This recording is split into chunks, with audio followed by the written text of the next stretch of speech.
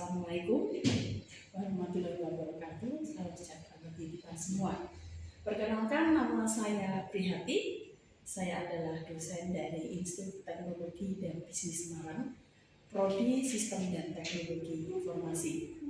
Mata kuliah utama yang saya ampu adalah interaksi manusia dan komputer, yang mana interaksi manusia dan komputer ini memiliki bobot 2 SKS. Yang pada kesempatan hari ini akan saya perlihatkan salah satu video perkuliahan yang pernah berlangsung pada mata kuliah tersebut.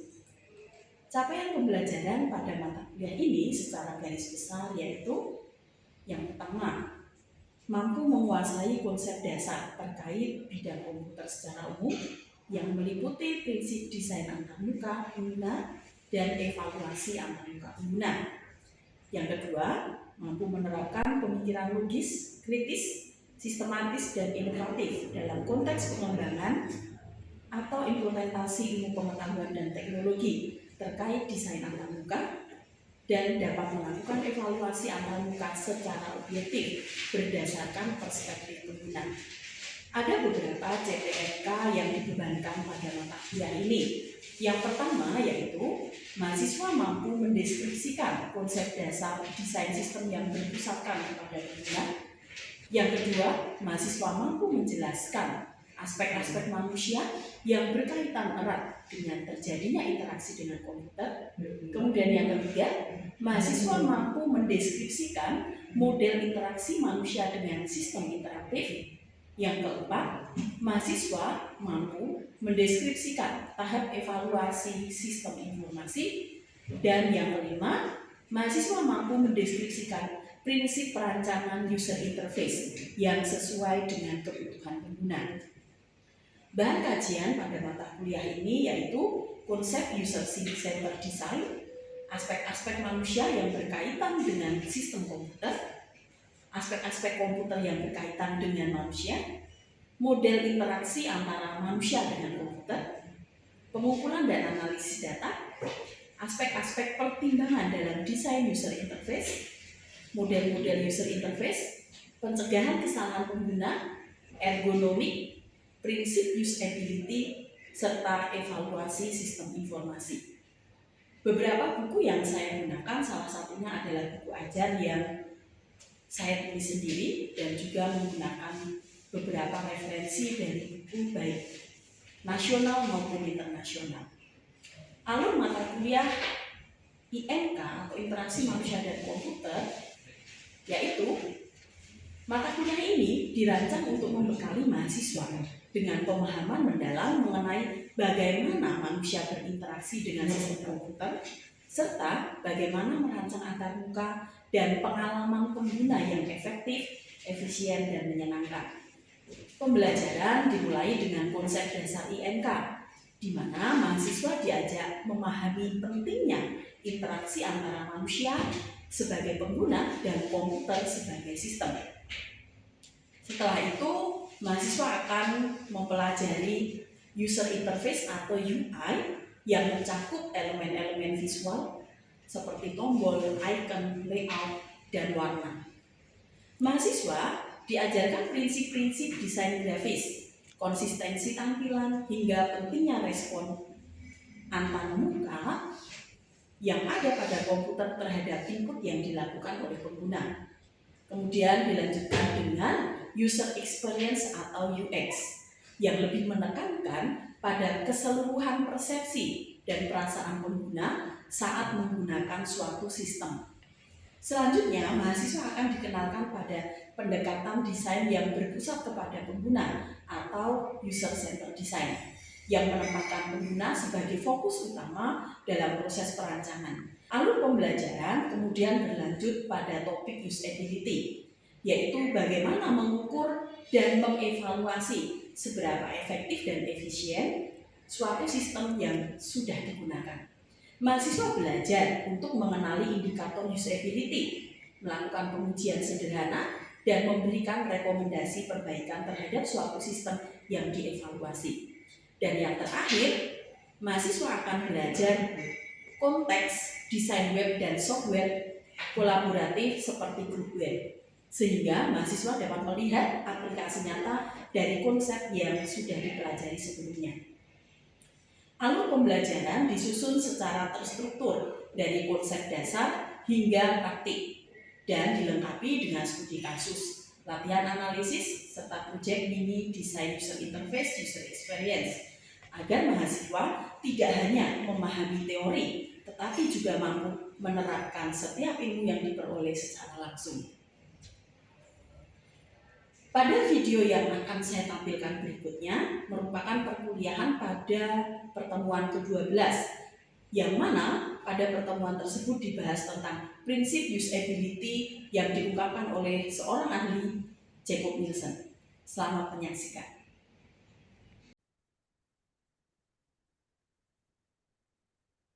Oke, selamat sore. Sekali lagi selamat sore. Bagaimana kabarnya? Baik, Bu. Baik, Bu. Ya, baik. Baik, Bu. Alhamdulillah, puji Tuhan, semuanya baik dan dalam keadaan yang sehat. Sore hari ini kita akan memulai perkuliahan kita secara online, masih di interaksi manusia dan komputer. Dan sore hari ini kita akan membahas tentang usability. Apa sih usability gitu ya? Dan mengapa usability itu sesuatu yang penting di dalam interaksi manusia dan komputer? Sepenting apa sih usability itu? Ya. Jadi ada beberapa hal yang akan kita pelajari bersama sore hari ini terkait dengan usability ini. Ya. Sebelum kita mulai, kita akan memulai dengan berdoa dulu sesuai dengan agama dan kepercayaan masing-masing ya. Yuk berdoa mulai.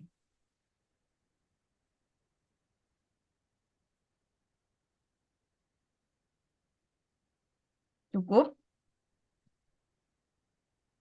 Oke, selamat sore. Sekali lagi yang baru gabung Mas Saeb, Pudin. Ya, yang lain sudah saya sapa semua ya tadi ya. Kita akan mulai dari dengan satu pertanyaan sore hari ini. Apa sih pertanyaan itu gitu ya?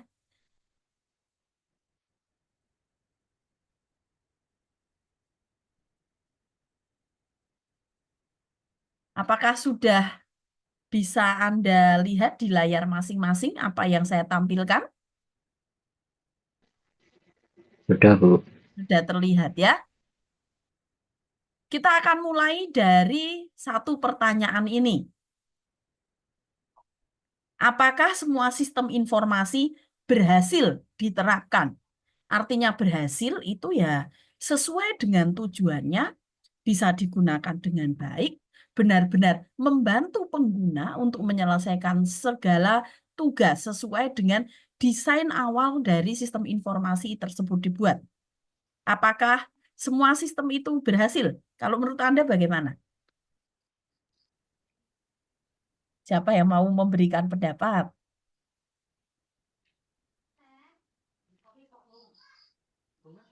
Rizal kayaknya ya, Mas Rizal kayaknya mau menyampaikan pendapatnya. Gimana menurut Mas Rizal? Apakah semua sistem informasi yang sudah diterapkan ya digunakan oleh organisasi itu pasti berhasil?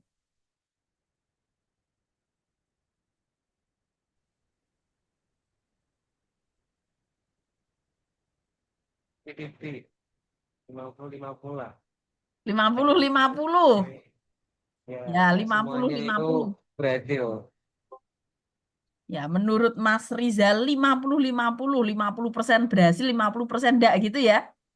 Ya, Kalau yang lain bagaimana pendapatnya? Siapa lagi nih yang mau berpendapat? Menurut pendapat yang lain gimana nih?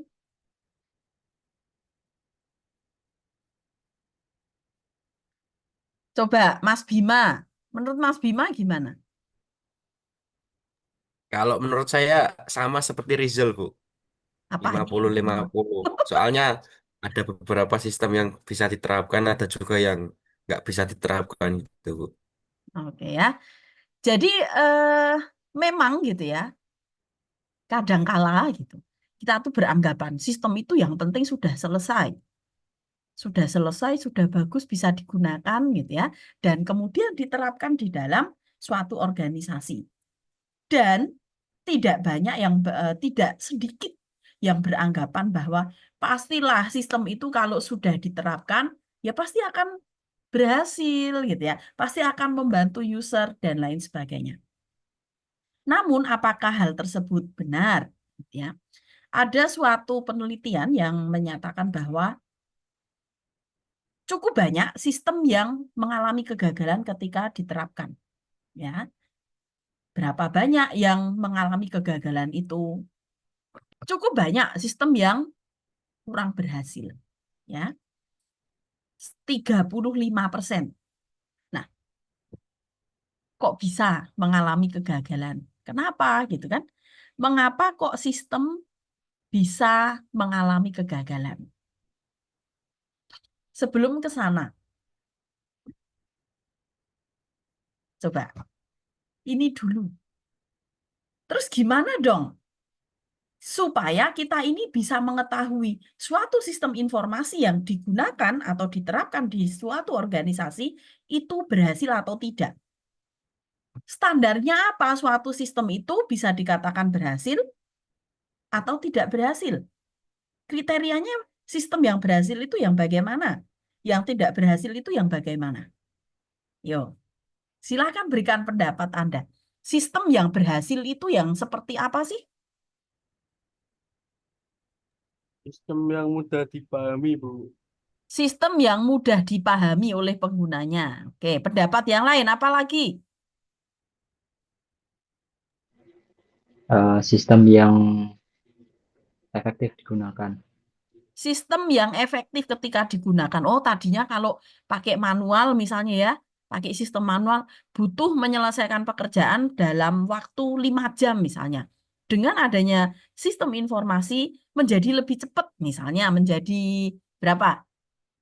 5 menit ya, menjadi jauh lebih cepat dari yang sebelumnya. Oke, dua ya, mudah dipahami oleh pengguna. Yang kedua, efektif kalau digunakan. Yo, apalagi selain itu, kriteria yang lain yang bisa kita jadikan indikator bahwa suatu sistem itu berhasil. Baru dua nih.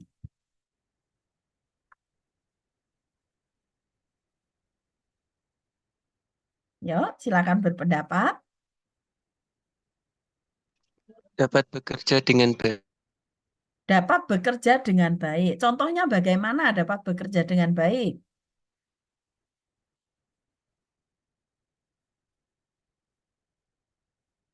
Contohnya bagaimana?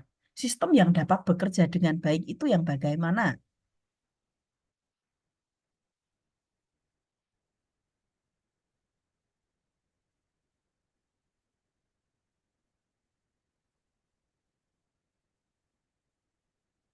Oke, disimpan dulu. Yang lain mungkin ada pendapat yang lain. Tadi sudah mudah. Tadi sistem yang mudah digunakan dan tidak ribet. Sistem yang mudah digunakan, tidak ribet. Emang apakah ada sistem yang sulit untuk digunakan? Ada nggak kira-kira? Ada nggak sistem yang sulit digunakan? Sehingga Anda mengatakan, loh sistem yang berhasil itu ya harus mudah ketika digunakan.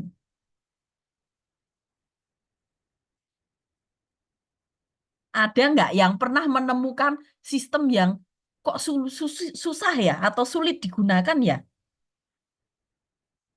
Pernah menemukan sistem yang begitu? Ya, atau karena terlalu sulit sampai wangil gitu ya. Nah, memang benar gitu ya, tidak semua sistem itu mudah digunakan. Jadi ada aja gitu ya, sistem yang agak sulit, ada yang sangat sulit untuk digunakan. Nah, terus yang bisa menentukan, oh sistem ini mudah, sistem ini sulit, itu siapa? Pengembang sistemnya atau penggunanya? Yang harus kita percaya pendapatnya. Pengguna, Bu. Pengguna, mengapa kok pengguna, kok bukan pengembang sistem? Karena dia yang pakai. Karena pengguna yang menggunakan, pengguna yang pakai sistemnya, bukan pengembang sistemnya. Gitu ya. Kalau buat pengembang sistemnya, semua sistem yang dibuat pasti menurut pengembang sistemnya ya, mudah, efektif, itu menurut pengembang sistemnya. Mengapa begitu? Ya karena standarnya memang beda antara pengembang sistem dengan pengguna. Ya, kita lanjutkan. Nah, tadi ya, di awal kita menyebut tentang usability. Jadi bagaimana supaya kita ini tahu bahwa sistem ini berhasil atau tidak berhasil? Kita bisa melakukan yang namanya evaluasi usability. Nah, usability sendiri apa? Gitu ya. Usability itu bisa didefinisikan sebagai derajat kemampuan sebuah perangkat lunak. Untuk apa? Untuk membantu penggunanya di dalam menyelesaikan tugas. Kalau ini adalah perangkat lunak pengelolaan keuangan, berarti harus bisa membantu pengguna untuk mengelola keuangan. Kalau misalnya ini adalah sistem informasi pariwisata, misalnya ya, berbasis web, ya harus bisa membantu pengguna, misalnya untuk cepat di dalam menemukan tempat wisata yang diinginkan. Itu.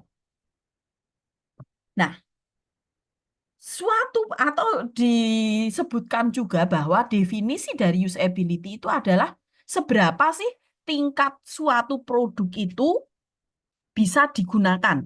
Dan ini tentu saja ditetapkan oleh pengguna. Jadi yang berhak menetapkan, oh sistem ini mudah kok digunakan, atau sistem ini sulit digunakan, sistem ini membantu pekerjaan atau tidak membantu pekerjaan. Seperti yang tadi di pendapatnya Mas Rohit tadi gitu. Yang menetapkan ya penggunanya karena mereka yang menggunakan, mereka yang pakai. Ya. Dan tentu saja kalau kita bicara pengguna gitu ya. Pengguna itu di dalam menggunakan suatu sistem tentu sudah punya tujuan. Apakah tujuan mereka bisa tercapai dengan adanya sistem tersebut? Apakah efektif? Oh, tadinya mengerjakan butuh 5 jam. Setelah ada sistem hanya butuh 1 jam. Atau malah sebaliknya. Oh, pakai manual tuh mengerjakan 5 jam. Tapi setelah ada sistem jadi 2 hari misalnya. Lah, itu malah sistem yang bermasalah. Kan gitu.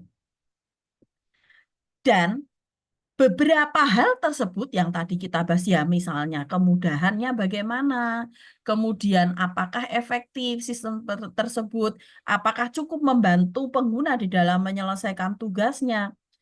Nanti hal-hal ini akan berujung kepada apa? Tingkat kepuasan pengguna terhadap sistem. Gitu ya. Jadi definisi usability adalah itu. Seberapa sih sistem ini punya kesanggupan, punya kemampuan memberikan efektivitas kepada user untuk menyelesaikan tugasnya sehingga user ini merasa wah seneng nih, puas dengan adanya suatu sistem. Nah, sekarang bagaimana cara mengukurnya? Apa yang harus kita lakukan untuk bisa mengetahui menurut pendapat pengguna sistem ini sebenarnya seberapa mudah sih? Atau sulit? Ataukah efektif atau tidak? Kita perlu melakukan satu hal yang disebut dengan evaluasi usability. Jadi ada beberapa hal yang bisa menentukan usability dari suatu sistem informasi. Ya, ada beberapa hal yang menentukan kualitas dari suatu sistem informasi. Kurang lebih ada 5. Apa saja itu? Nah, ini diungkapkan oleh Jacob Nielsen ya tahun 2003. Apakah tahun 2003 ini masih sampai sekarang ini masih bisa teorinya ini digunakan? Masih relevan ya. Jacob Nielsen mengungkapkan 5 penentu daya guna atau penentu usability dari suatu sistem. Yang pertama disebut dengan learnability. Kemudian yang kedua efisiensi. Yang ketiga, memorability. Kemudian yang keempat, error. Error atau kalau bahasa Indonesianya kesalahan dan keamanan. Dan yang kelima adalah kepuasan atau satisfaction. Ini adalah 5 hal yang bisa menentukan suatu sistem ini memiliki daya guna yang baik atau enggak. Nah, pertanyaan berikutnya, apakah sistem yang baik harus memiliki atau memenuhi 5 kriteria yang ada di sini? Sistem yang berdaya guna itu apakah harus learnability, harus efisien, harus memiliki memorability yang bagus gitu ya, harus tingkat errornya rendah dan kepuasannya tinggi, apakah seperti itu? Atau boleh salah satu nggak memenuhi nggak apa-apa? Coba gimana kalau menurut pendapat Anda? Boleh, Bu. Boleh gimana Mas Rohid? Boleh salah satu, nggak ada. Oh, boleh tidak usah memenuhi salah satunya gitu ya. Ya, Oke, itu pendapatnya Mas Rohid. Kemudian pendapat yang lain. Yuk Mbak, yang Mbak-Mbak nih. Dari tadi kok belum kedengeran suaranya ya? Coba nih, Mbak Mila. Yuk Mbak Mila. Menurut Mbak Mila gimana? Apakah 5 kriteria ini harus dipenuhi? Atau tidak?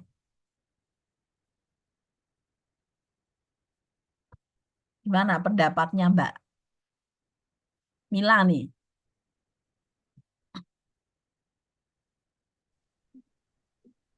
Pendapat saya,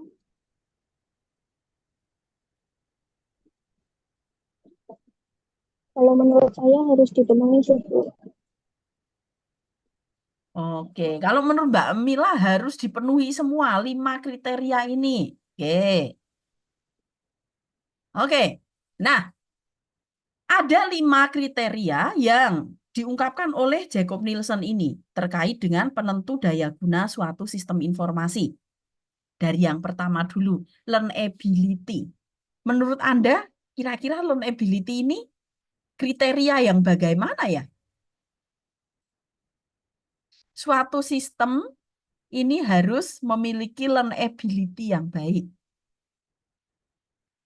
Oke, suatu sistem yang memiliki kriteria ini kira-kira sistem yang seperti apa? Yang mudah dipelajari. Mudah dipelajari. Contohnya bagaimana, Mas Radit?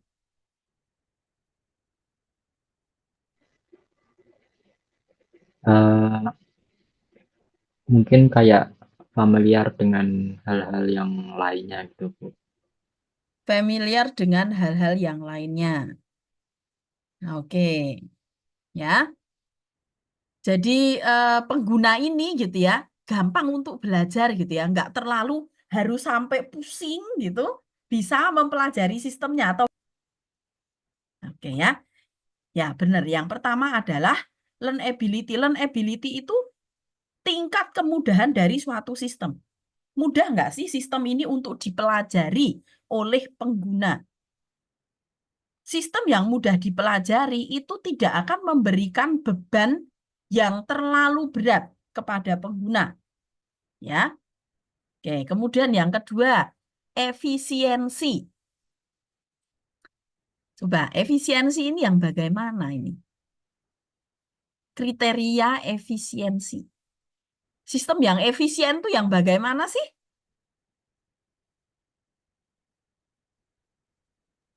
Yang memiliki akses cepat, Bu. Memiliki akses cepat, apalagi Mudah diingat, Bu.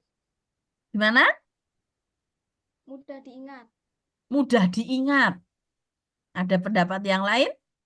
Apanya yang mudah untuk diingat? Apanya kira-kira yang mudah diingat? Contohnya kalau penjual gampang ingat produknya.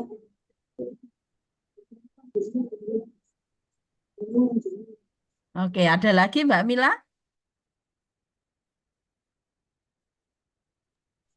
Sudah. Sudah. Coba contoh lain. Sistem yang mudah diingat tuh contohnya gimana sih?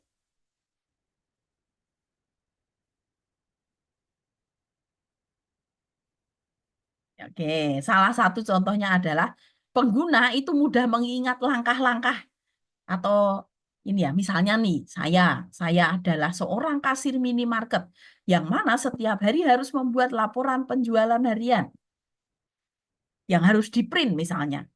Oh, langkahnya bagaimana untuk bisa membuat laporan harian tersebut? Apakah mudah diingat oleh si saya sebagai kasir ini? Oh, langkahnya adalah klik ini, terus ini, terus ini, terus ini. Ataukah, duh, susah sekali diingat. Kenapa kok susah diingat? Mungkin langkahnya terlalu panjang. Jadi sebabnya bisa banyak, ya. Itu memorability. Jadi suatu sistem yang baik itu tentu saja harus memenuhi kriteria ini. Mudah diingat. Menunya misalnya, navigasinya, yang tadi ya langkah-langkahnya untuk menyelesaikan tugas itu bagaimana. Itu kriteria yang ketiga. Nah, kemudian kriteria yang keempat adalah kesalahan dan keamanan atau disebut dengan errors. Itu ya. Error yang dimaksud di sini bukanlah error yang bersumber dari sistem, melainkan seberapa sering sih pengguna itu melakukan kesalahan ketika menggunakan suatu sistem informasi.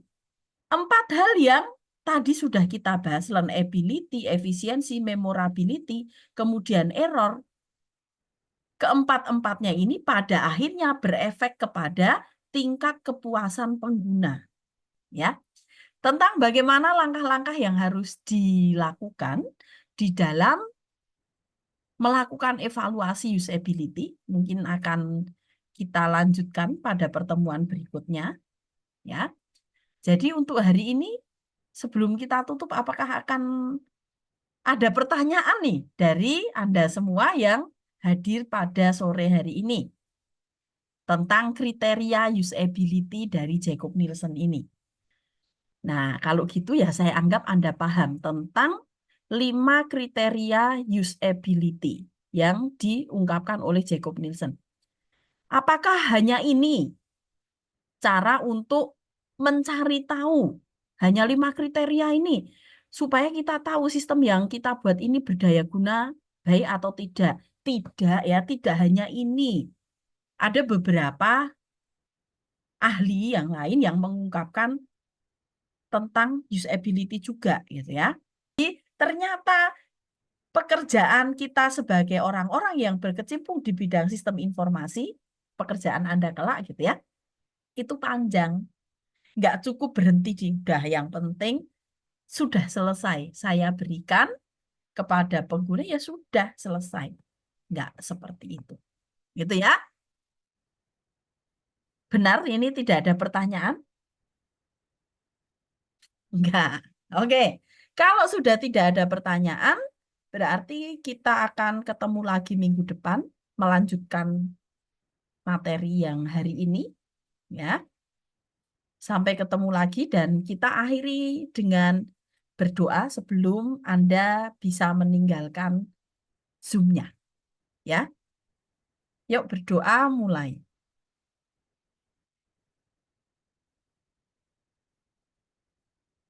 Berdoa selesai. Oke, sampai ketemu lagi. Ya, selamat melanjutkan aktivitasnya. Selamat sore.